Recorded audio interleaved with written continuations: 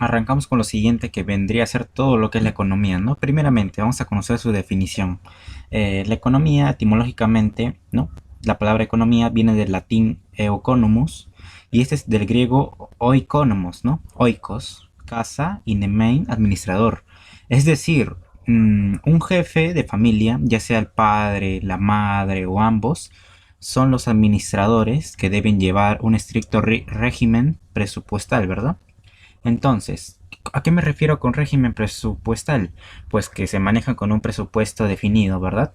Entonces, como sabemos, la economía es grande, ¿no? Pero sus temas son bien didácticos, son muy entendibles y se puede entender de la siguiente manera. Yo he dividido aquí, ¿no? Vamos a también entender qué es la economía neoclásica, que son sus tipos, ¿no? Forman parte de la economía en sí, ¿no? Economía neoclásica. La economía neoclásica vendría a ser, por ejemplo, vendría a ser la ciencia social que se ocupa de estudiar de la manera como se administran los recursos escasos, ¿no? O sea, una manera de estudio que plantea cuidar los recursos, ¿no? Saber utilizar lo necesario, ¿no? Para administrar los recursos que especialmente están escasos, para poder hacer frente a nuestras necesidades que se presentan de una manera ilimitada, ¿no? Entonces, miren, la teoría neoclásica fue originada por Leonard Robbins, ¿no? Y por lo tanto seguimos con la economía marxista, ¿no? La economía marxista, ¿no? La economía política es la ciencia que estudia las leyes que rigen la producción, la distribución, la circulación y el consumo de los bienes materiales que satisfacen necesidades humanas, ¿no? Karl Marx a su vez señala que es la ciencia que estudia las relaciones sociales de producción, ¿no? Eso merece ser el concepto de la economía marxista y también ya hemos conocido la economía neoclásica y todo esto viene a ser parte de, ¿no? Unas ramas de la economía. Entonces, en objeto de estudio podemos entender que vendría a ser las actividades económicas del hombre, del ser humano, las mujeres también, que es por decir, a ver, lo que genera el ser humano para satisfacer sus necesidades, ¿no? El ser humano se enfrenta a objetos y técnicas para producir, ¿no? Para generar. Y la economía se denomina ciencia a partir de la publicación de la obra Riqueza de las Naciones de Adam Smith en 1700, mira, lo voy a poner aquí, en 1700, mire, 76, ¿está bien? Nunca te olvides, es un dato muy importante. Por Adam Smith, ¿no? A quien se le considera el padre de la economía moderna, ¿está bien? Entonces, seguimos con el siguiente punto que he puesto aquí, ¿no? He puesto aquí método de estudio. En primer lugar, aquí les he traído dos métodos de estudio, ¿no? Método inductivo y método deductivo, ¿no? Primeramente vamos a conocer en sí, como sabemos que todo estudio científico requiere de la aplicación de métodos, ¿no? El análisis, a simple vista podemos enfocarnos que acá hay dos, ¿no? A continuación te voy a presentar los dos más importantes, más relevantes, ¿no? Más superficiales, ¿no? Primer método deductivo, inductivo, ¿no? Método inductivo. Eh, Parte de la observación de la realidad para construir una ley general. Te puedo dar un ejemplo bien sencillo, ¿no? Cuando sube el precio de los productos, mi consumo disminuye, ¿sí o no? Porque cuando las cosas son más caras, supongamos que yo ya no quiero comprar eso que es caro, porque en sí me estaría perjudicando, ¿verdad? Entonces, otro ejemplo bien sencillo, así, más sencillo, sería, y más certero, si el precio del pan o el precio de la gaseosa, ¿no? Aumenta, entonces consumo menos gaseosa y consumo menos pan, porque me miro las alternativas que son más económicas, ¿no? Entonces ya tenemos el método inductivo con su respectivo ejemplo y seguimos al método deductivo. El método deductivo parte de una ley general, ¿no? De principio a teoría, ¿no? Para explicar casos particulares, ¿no? Te puedo dar un ejemplo bien sencillo, la ley de la oferta y la demanda, ¿no? Se puede representar así, mira, voy a hacer una flechita aquí, pongo P, ¿no? PX, y entonces, miren, pongo una flechita abajo y pongo QD, ¿no? Como les iba diciendo, ¿no? La ley de la oferta y la demanda, ¿no? La disminución del precio del pollo. Todo esto lo que he hecho es, pues, estoy explicando ahorita mismo, no vayan a malinterpretar, ¿no? La disminución del precio del pollo generará o va a generar que las familias adquieran mayores unidades, ¿no? En sí, la situación te menciona, ¿no? Que cuando el precio del pollo disminuye, va a generar que las familias adquieran mayores unidades, ¿no? Porque por lo tanto aprovechan la oportunidad, ¿no? Entonces, eso se vendría a ser un ejemplo de la ley de la oferta y la demanda, ¿verdad?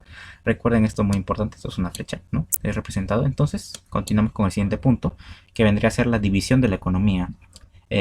Esta se planteó por John Neville Keynes, ¿no? Padre de John Maynard Keynes, en su libro alcance y método de economía política en el año, miren, voy a poner aquí 1891. ¿Está bien? Y tiene su división, ¿no? Tenemos la economía positiva, y dentro de la economía positiva tenemos la economía descriptiva, teoría económica.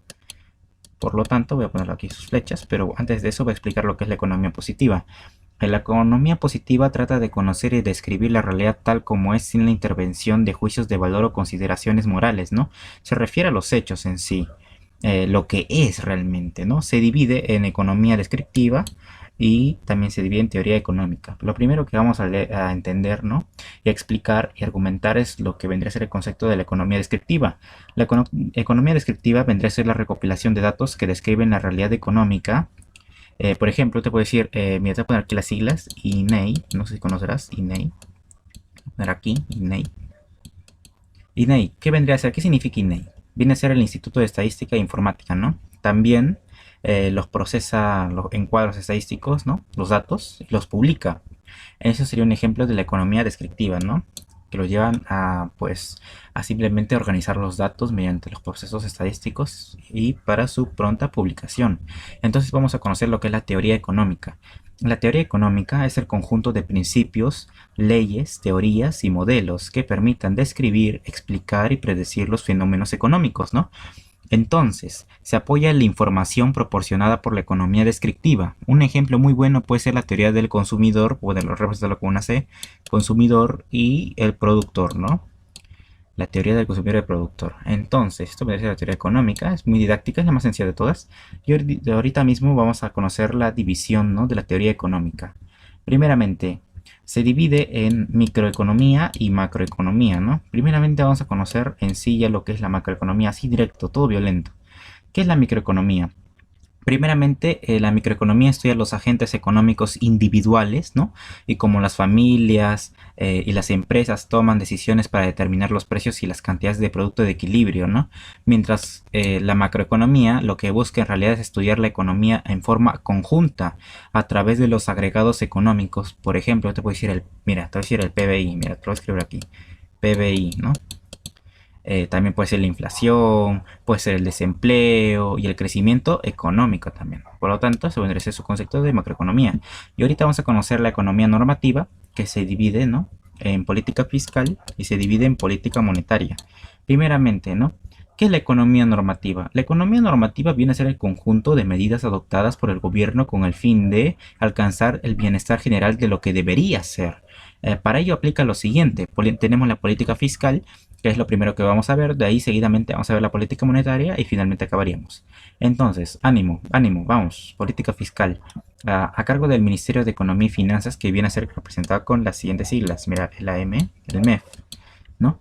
Entonces, vienen a ser los instrumentos, ¿no? Que vendrían a ser sus impuestos y gasto público, puede ser también la expansiva, el aumento de gasto, o contractiva, aumento de impuestos, ¿no? Entonces eso vendría a ser lo que es la política fiscal. Y ahorita vamos a conocer la política monetaria, a cargo del Banco Central de Reserva, ¿no? El BCR, ¿no? Claro. Sus instrumentos serían la tasa de encaje legal, ¿no? Y también su objetivo es preservar la estabilidad monetaria, ¿no? Si te preguntan cuál es la finalidad de la política monetaria, su finalidad más importante, ¿no? Porque tiene más objetivos, es preservar la estabilidad monetaria, ¿está bien? Y puede ser expansiva y representar con una letra E y contractiva, ¿no? Con una C lo represento. Y esto vendría a ser los conceptos más importantes de la definición de economía para entrar en el tema en sí, llenamente, ¿no? Llenamente. Entonces fue un placer, muchas gracias. Otro día o más después continuaré esto. Gracias.